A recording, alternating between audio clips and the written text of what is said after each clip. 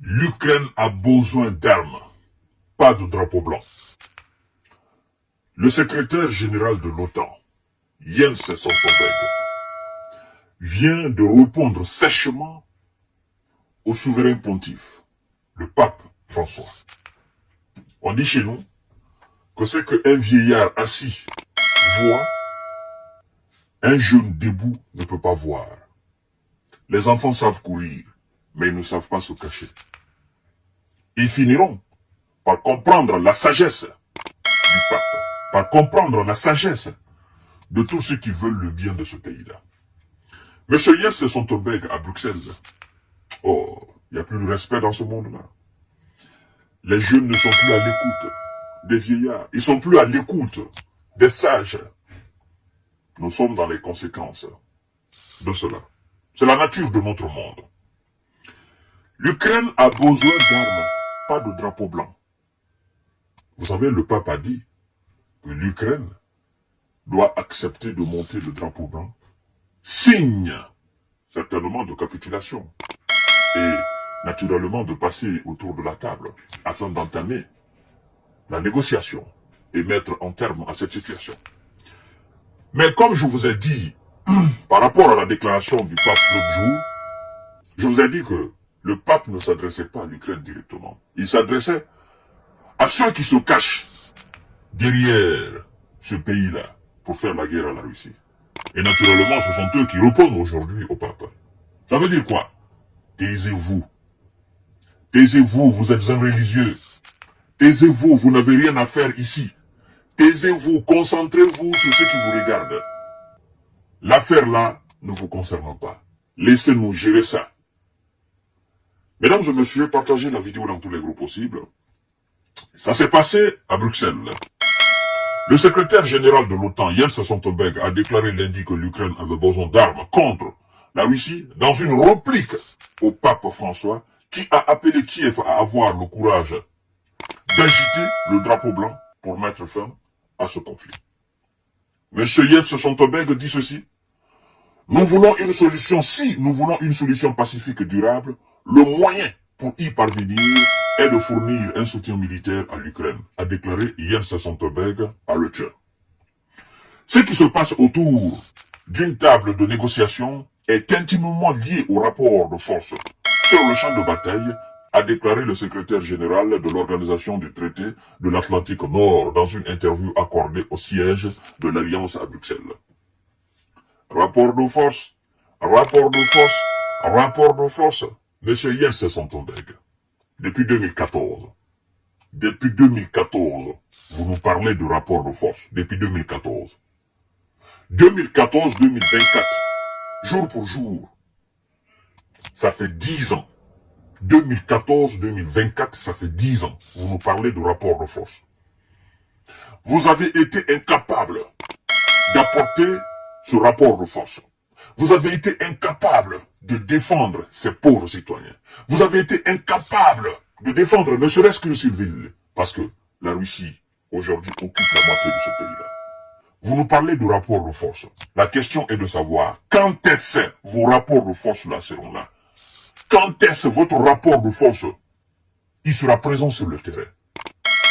Vous savez, à votre place, j'aurais honte. À votre place, je serais aujourd'hui un démissionnaire. À votre place, je ne serais pas la secrétaire générale de l'OTAN. Parce que j'ai tenu des promesses que je n'ai pas respectées. J'ai dit des choses que je n'ai pas respectées. Et chez nous, on dit, l'homme c'est sa parole. La dignité d'un homme c'est sa parole. La dignité d'un homme, c'est l'harmonie entre le dire et le faire. Mais lorsqu'on constate qu'entre le dire et le faire, il y a opposition, il ne faut pas faire confiance à un tel homme. Vous avez dit assez de choses. Vous avez été incapable de réaliser les un quart de ce que vous avez promis à ce pays-là. Et c'est à cause de vous, à cause de votre obstination à mettre ce pays à genoux, la Russie, qu'on est là aujourd'hui.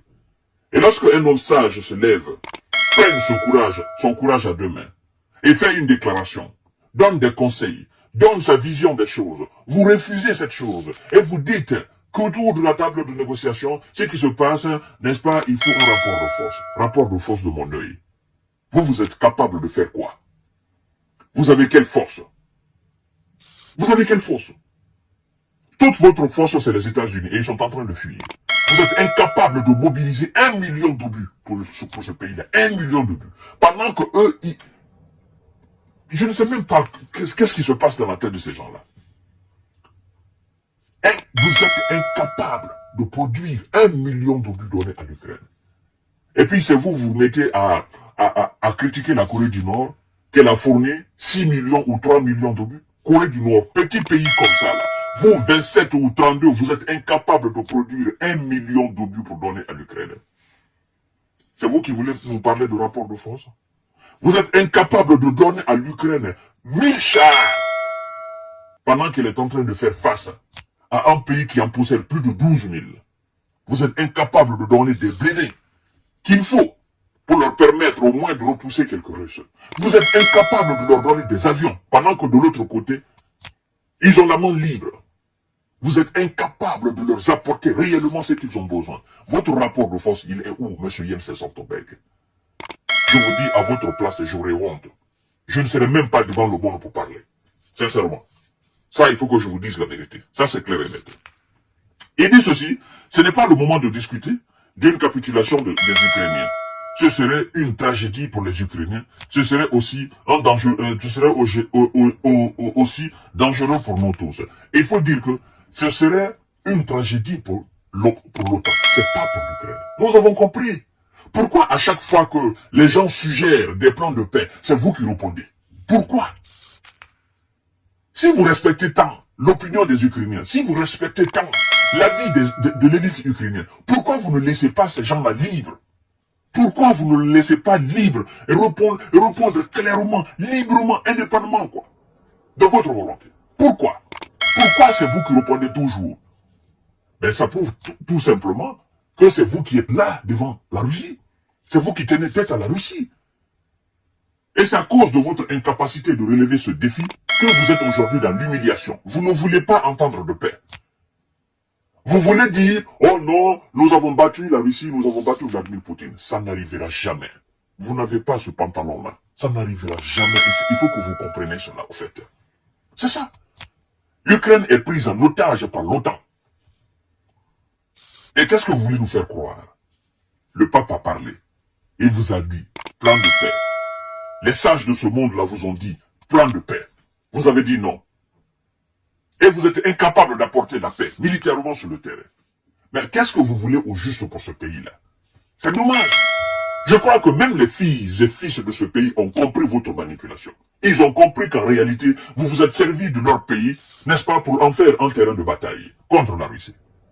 Parce que si vous vouliez la paix, réellement, il y a plusieurs tuyaux d'amener la paix dans ce pays-là. Mais vous ne voulez pas cela. Militairement, vous voulez vous imposer. Or, vous n'avez aucune capacité de vous imposer face à la Russie. Je vous ai dit et je réitérerai encore, même après 100 ans, je vous dirai toujours que vous n'avez aucune capacité militairement de l'emporter face à la Russie. Ça, il faut que ça soit clair dans la tête de tout le monde. Partagez la vidéo dans tous les groupes aussi. Lors d'un entretien accordé au mois dernier à la radio suisse RSI, le pape François a déclaré que l'Ukraine devrait avoir le courage de brandir le drapeau blanc, de négocier un armistice avec la Russie. L'Ukraine a rejeté les appels du souverain pontife. Le ministère, n'est-ce pas, ukrainien des Affaires étrangères, précisant que Kiev ne capitulerait jamais. Voilà. Voilà. Le ministère ukrainien des Affaires étrangères a convoqué le nonce apolitique en Ukraine pour exprimer sa déception face aux commentaires du pape François. Bon, Kiev s'attendait à ce que le pape envoie des signaux à la communauté internationale sur la nécessité d'unir immédiatement les forces pour assurer une victoire du bien contre le mal. Mais vous parlez du bien contre le mal, le pape est réaliste. Lui, il a compris là où se trouve le mal, là où se trouve le bien. Il a compris. Il va jamais envoyer... De toutes les façons, il sait de toutes les façons qu'en faisant cela, il se décrédibilise aux yeux du monde. Vous ne comprenez pas. Le monde ne se limite pas à l'Europe, ne se limite pas aux États-Unis. Le monde va au-delà de tout cela. Et le reste du monde est plus grand que l'Europe et les États-Unis. Est plus grand que les États-Unis et leurs alliés. Donc quand vous dites mobiliser le monde, afin d'unir les forces pour vaincre le mal, pour vous le mal c'est quoi? Votre mal et le mal du pape sont deux mal différents. Votre bien et le bien du peuple, du pape et du pape sont deux biens différents. Donc, réveillez-vous. Nous savons de toutes les façons que ce sont les Otaniens qui sont derrière vous. Tous ces discours-là, c'est pour obtenir des armes. Et vous n'aurez pas, parce qu'ils n'ont pas.